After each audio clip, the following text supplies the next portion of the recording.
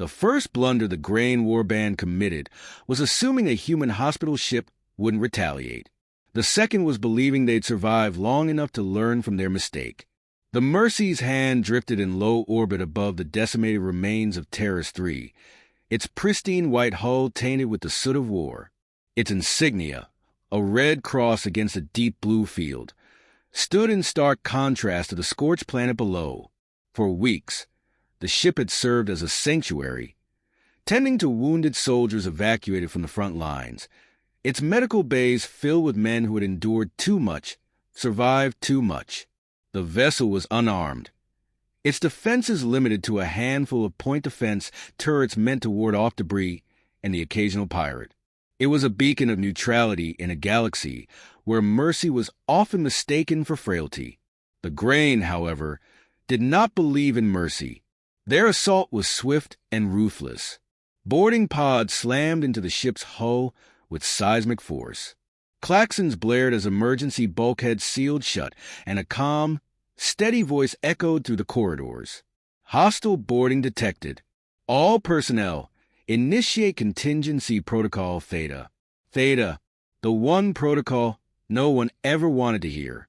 Dr. Elias Carter tightened the straps on his combat vest, his standard-issue pulse pistol feeling heavier than it should in his grip. He was a surgeon, not a soldier. For 3 years, he had repaired bodies ravaged by war, suturing together men who had watched their comrades torn apart by energy weapons, explosives, or the claws of alien horrors that knew nothing of surrender. He was used to saving lives. Now, he had to take them. Contact in Medical Bay 3. A voice crackled over the comms. It was Anders from security, one of the few trained soldiers aboard. "They're hitting us hard." Carter moved with urgency, his boots pounding against the polished floor. He had drilled for this, practiced in simulators, but this was different. The scent of antiseptic and blood lingered in the air as he passed open med bays filled with wounded men, soldiers who could neither stand nor fight. He reached an intersection just as a hulking Grain warrior rounded the corner. The creature was a nightmare-made flesh, thick, reptilian plates covering powerful musculature, twin plasma blades glowing in its forearms, and a jaw lined with serrated teeth. It locked eyes on Carter and lunged. He fired. The first shot struck the Grain's armored chest, scorching its chitinous plating but failing to penetrate. The second hit closer to an exposed gap near its neck. It staggered, snarling in fury. The third shot, placed with the precision of a man who had spent his life studying anatomy, found the soft tissue beneath its mandibles. The alien gurgled, stumbled back, and collapsed.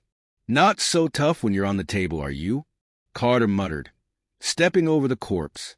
Gunfire erupted further down the hall.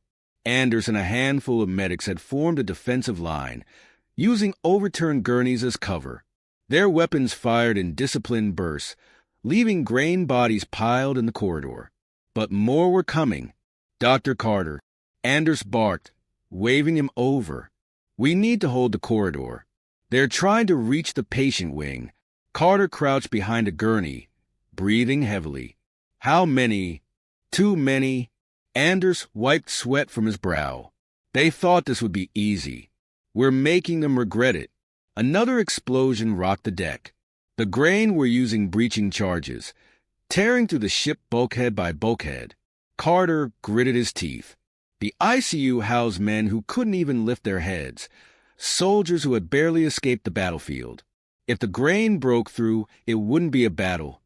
It would be a massacre. Anders turned to a young medic. "Go to engineering. Activate the lockdown." The medic hesitated. "But if we do that, they'll be trapped with us." Carter's gaze was cold. "Good. Let them be." A massive, scarred warlord strode into view, his armor adorned with the bones of conquered species. He surveyed the human defenders with something resembling amusement.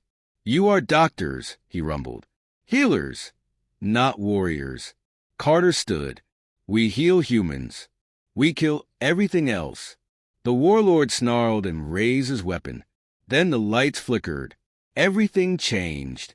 A thick fog rolled in from the vents, cascading like a spectral tide. The ship's last defense. A battlefield triage mist laced with nanites, programmed to identify human DNA and ignore it. Everything else? The fog burned. It corroded. It found weaknesses and exploited them.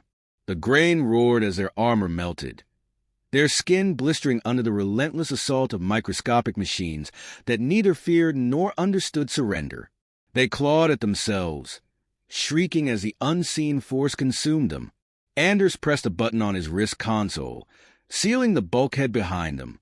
The humans watched as their enemy writhed in agony. Carter took no pleasure in it, no joy. He had seen too much death. But this wasn't war. This was justice. The last grain fell, their warlord slumping against the bulkhead, his glowing eyes flickering before he collapsed. Silence. Then the comms crackled to life. All hostile signatures neutralized. Medical personnel resumed standard operations. Carter exhaled, holstering his weapon, his hand trembling slightly. Anders clapped him on the back. Guess we're more than just doctors, huh? Carter stared at the carnage. We were never just doctors. He turned, stepping past the bodies, moving toward the nearest medbay.